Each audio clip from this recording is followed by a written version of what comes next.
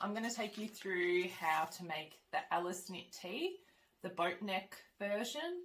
This is the first time I'm doing it as well, so let's learn together. Okay, so we're starting off by sewing 1 centimetre seam allowance along our neck facing.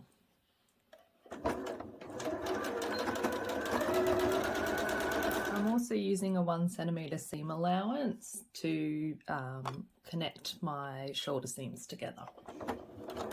So I've taken some time to overlock the outer edge of the facing. So this step's a little bit fiddly, but what we're doing is attaching the neck facing to the neckband of the top, lining up the side seams, lining up the fronts, and trying to get that as even as possible.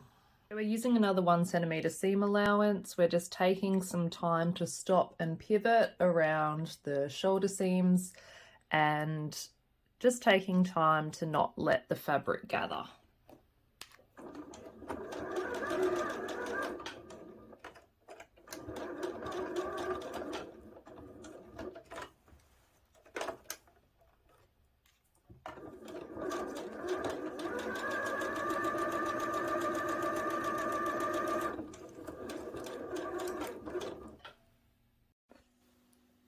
So this is the understitch.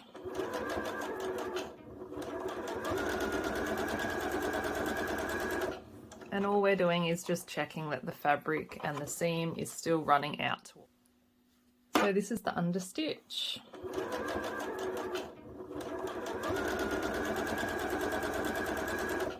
And all we're doing is just checking that the fabric and the seam is still running out towards the neck face. So time for a little stay stitch just along the neck facing where it's attaching to the sleeves, just to keep it in place while you attach your sleeves. So that's the end of the boat neck neckline.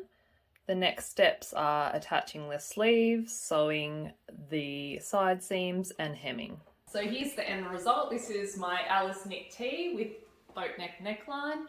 I made the short sleeve version and I made it out of a cotton spandex. The stripe just is a classic finish.